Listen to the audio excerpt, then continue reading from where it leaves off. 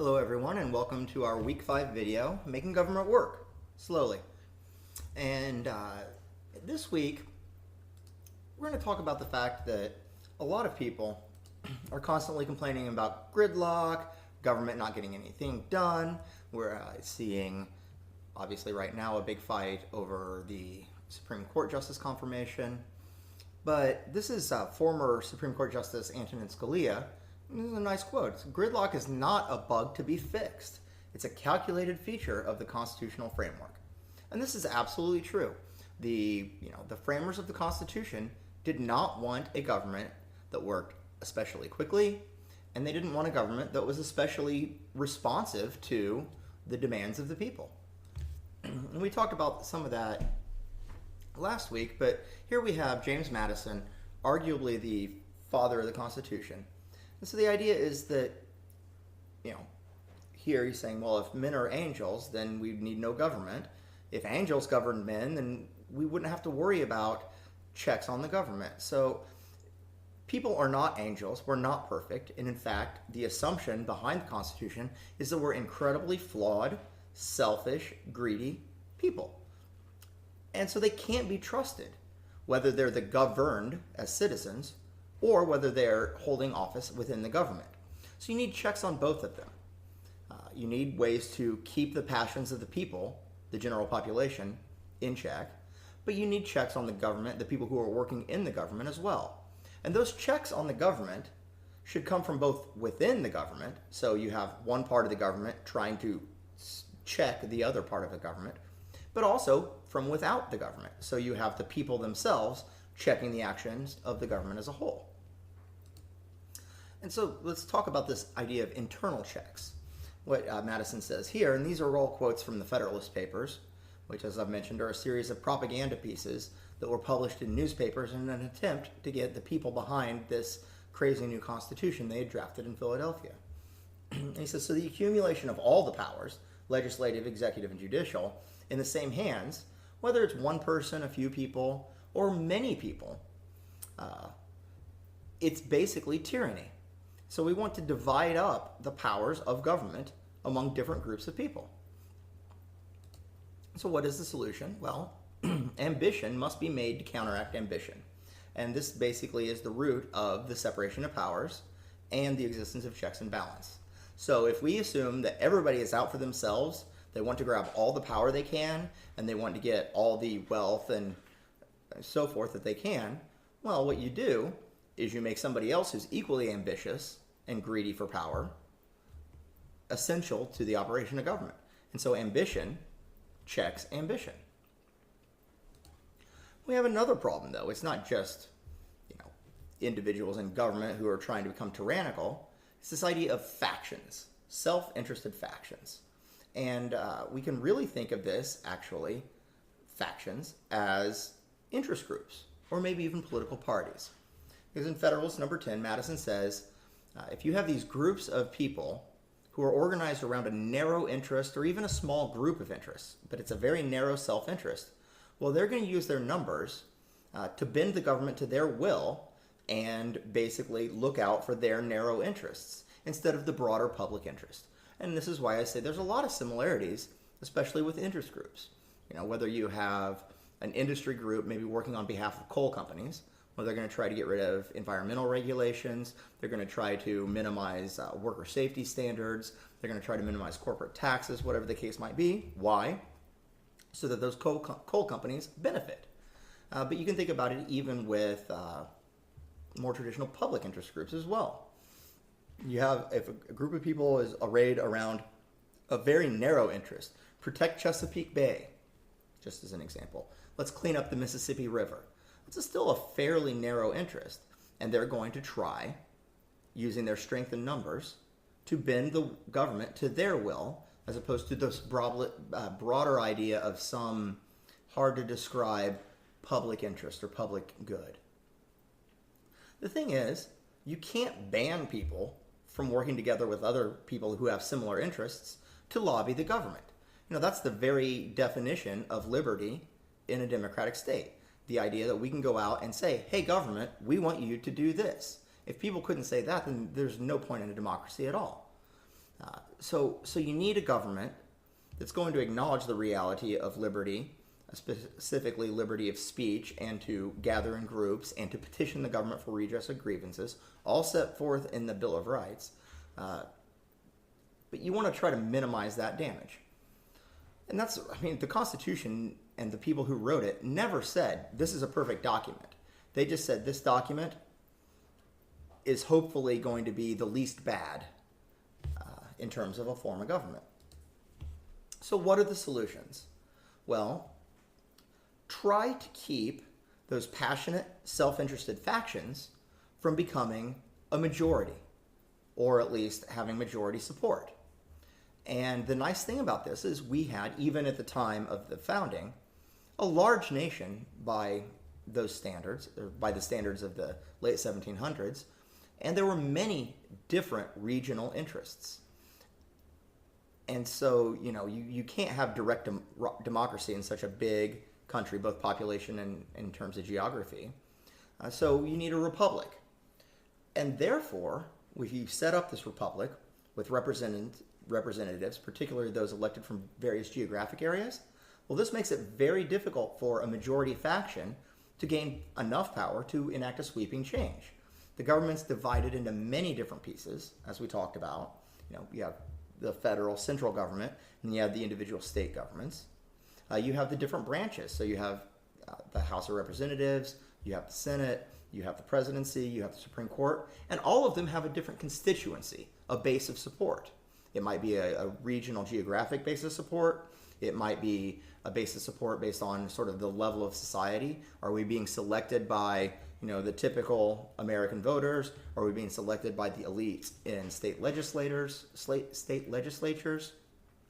So with these different constituencies supporting different pieces of the government, the idea, again, is you're breaking things up so that a faction can't come in and get a hold of all the wheels of power.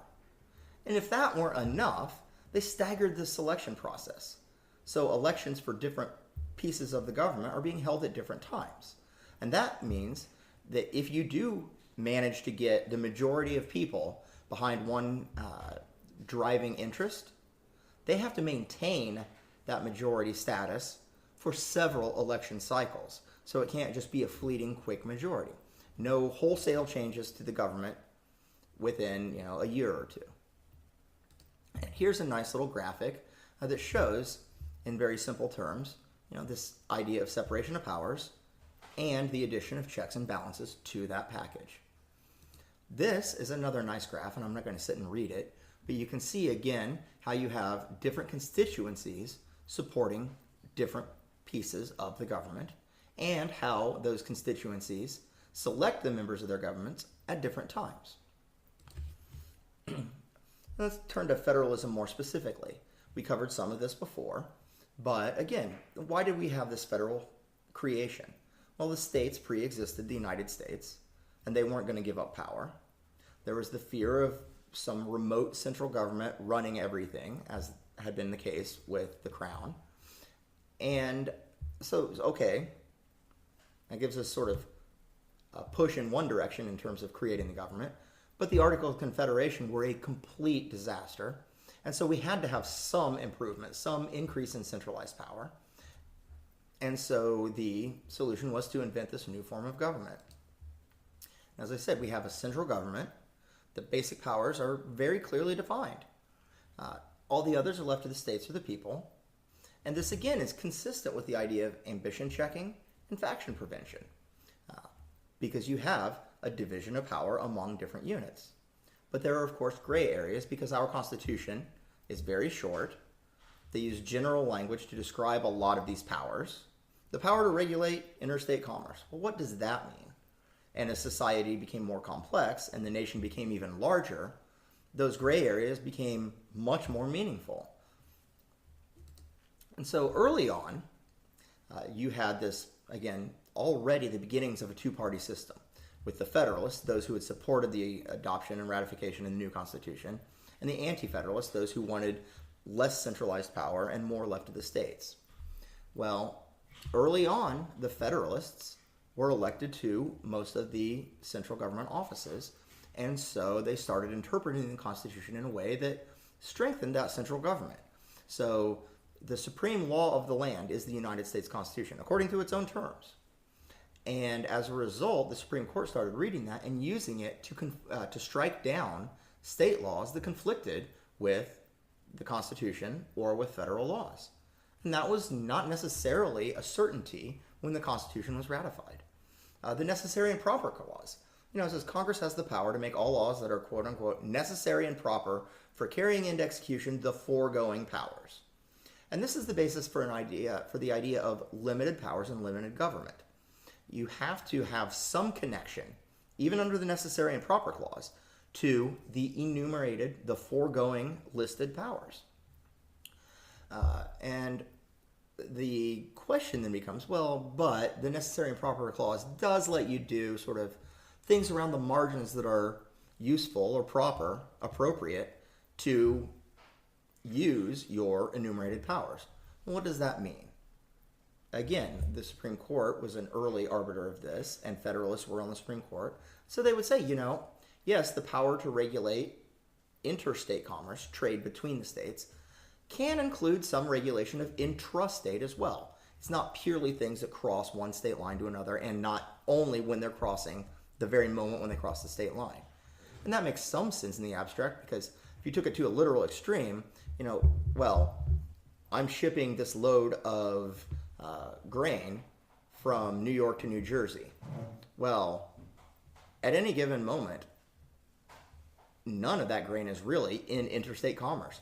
The back half of the boat might be in New York, the front half of the boat might be in New Jersey, but technically, you get how this would become absurd. The court took that absurdity, though, and went beyond merely acknowledging that the imaginary line between two states is infinitely small. They talked about things that were in the stream of commerce, in the process of commerce, things that were being produced in the state but really intended for export. So this early on gave us a basis for a fairly strong central government. The next big shift in federalism was the Civil War. Civil wars have a way of kind of resolving disputes about the nature of the Constitution. And so ideas of compact theory, which is, the Constitution was really just a voluntary agreement among these states to work together. Or theories of nullification, under which a lot of states and state legislatures said, we have the constitutional authority to nullify a federal law or to ignore federal law.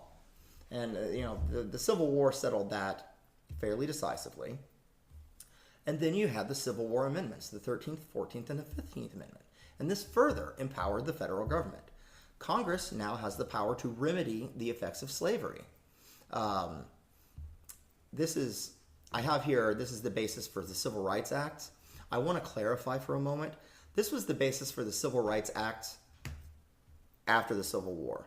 The Civil Rights Acts from the 1960s actually were based on the power to regulate interstate commerce. And we'll touch on that when we get into the civil rights portion of this class.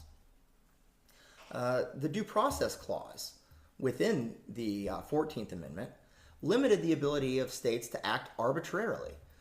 You can't deprive individuals of certain liberties without some due process of law. So that was a constraint on individual state power.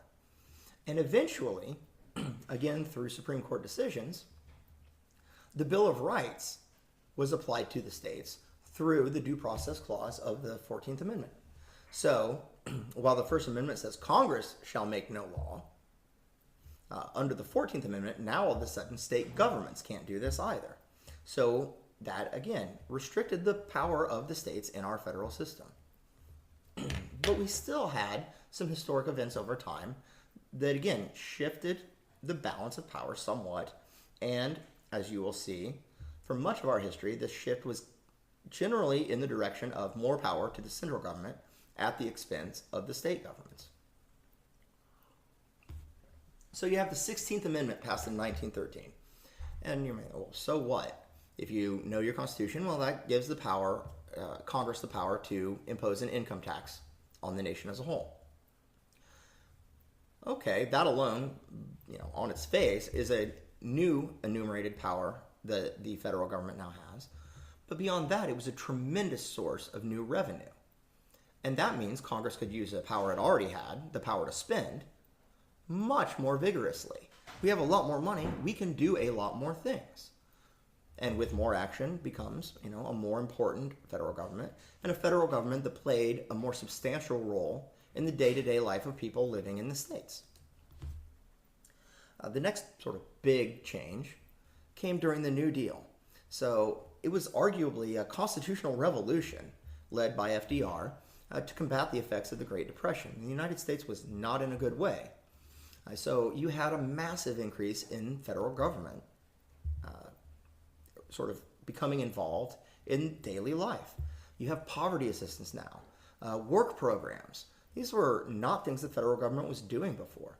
Things like regulation of wages, minimum wages, working conditions, employment safety rules, child labor laws, price controls. I mean, it got very severe actually before World War II started. The federal government was regulating the economy in a way it had never done before. Public works programs, massive building projects. You're building dams and hydroelectric power plants. And early on, the Supreme Court was saying, no, this is just unconstitutional. You're exceeding your power under these enumerated clauses in the Constitution. There's nothing in here that says you can build hydroelectric plants. Later, what they call the switch in time that saved nine, which is a bit of a misnomer, the Supreme Court changed its position and started allowing a lot of these New Deal programs to go through. There are a number of reasons for that shift, and again, we may talk about that a bit more as we get further into the semester. But for now, just know that the Supreme Court initially was blocking a lot of this and eventually backed down and said, okay, go for it. So after the New Deal and after the switch, the big barriers had fallen. And so you had a whole series of Supreme Court decisions that upheld New Deal programs. And those decisions set precedents for later loosening restrictions under the Commerce Clause, the Necessary and Proper Clause, and the use of the tax and spending power. And so by the end of that string, and if you were to take a constitutional law class, you would walk through this progression, and it was gradual. But by the end of this, just gradually expanding what is allowed under the Commerce Clause, gradually expanding what's allowed under the taxing and spending clauses, suddenly there was very little basis to argue against the use of federal power. And so, I mean, this idea of a government of limited powers was true on paper, but not so much in practice. You really didn't see the Supreme Court saying, no, that's beyond the federal government's authority, unless you're getting into something that violated a clear constitutional right and, say, the Bill of Rights. But now, and I'll wrap up because I don't want to go too long, we're seeing, again, political winds have shifted. The court, especially, beginning a little under Nixon, but certainly under Reagan, the executive branch began to kind of reduce the level of federal involvement. Now, this wasn't so much based on grand ideas of constitutional theory. You would hear that in some of the campaign speeches, but it was really based on policy preference. They didn't like these sort of quote-unquote big government programs. And so you started seeing more shifts from, okay, we're going to not have a massive federal government program to deal with these issues. We're maybe going to send some money to the states and let them figure it out. Beyond that, and as we're seeing now, arguably more importantly, Republican presidents were appointing conservative judges and justices to the Supreme Court. And this has continued on now. And so the Supreme Court suddenly started wading back into the fray. The Commerce Clause, for the first time, came up and said, the court started saying, wait, you can't do that under the Commerce Clause. That's not interstate commerce. The Gun-Free School Zone Act was sort of the first big one where people said, wow, the court actually said something was beyond the power to regulate commerce. That hasn't happened in a long time. And more notably, more recently, the Affordable Care Act. The idea that you can require people to buy health insurance under the Commerce Clause, the court said, no, you can't. They then did an end run around that decision and said, but this isn't a mandate. We're not forcing people to buy health insurance. We're just making them pay a slightly higher tax if they don't. And that's perfectly fine under the taxing power. Okay, so the effect of the act was upheld, but the court still did come in and say, no, that's beyond the Commerce Authority. The Medicaid expansion that was also part of the Affordable Care Act, the court struck it down. The mandatory Medicaid expansion. So this is not a valid use of the spending power. This is not incentivizing. This is basically a mandate. You're seeing the Civil Rights Act. There's a pre-clearance requirement in there, essentially demanding that southern states with a history of racial discrimination in voting get federal approval before they can change their voting maps or make substantial revisions to voting practices, polling places, and things of that nature. Well, the conservative court has struck that down. So no, that's not a valid exercise of your power as it's expressed in the Civil Rights Act. So you're seeing the Supreme Court coming back in. And then beyond that, again, we'll get a little more into this later, but beyond that, because of the jockeying between the levels of government, state and federal government, and because of a general shift to the right by many people who are running the government in D.C., you're seeing much more complex relationships between the federal government and the state governments. This idea of marble cake federalism or fiscal federalism, where instead of creating some new federal government program to, say, improve nutrition in schools, instead maybe you're creating some big grant program and the states can apply for grants. I mean, this is not school lunch, but Race for the Top is an example. So things have gotten much more complex, which has created a lot more opportunity for the various government entities involved in implementing these programs to fight back and forth. And so you're starting to see, again, more authority going back to the states. And that's basically where we are now. And this is a fight that's never going to end. But it will ebb and flow, swing left, swing right. And where we are now is where we are now. With that, I will let you go for the week, and I hope everybody has a great weekend. Thank you.